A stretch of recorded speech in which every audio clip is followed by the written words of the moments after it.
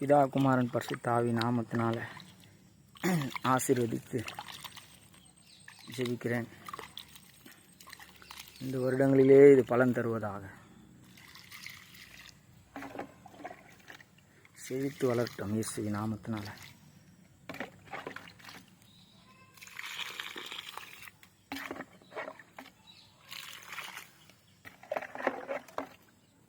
Amen, amen, amen, amen.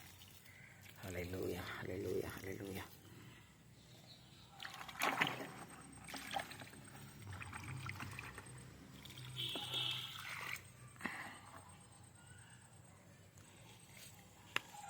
Thank you Jesus, thank you Jesus.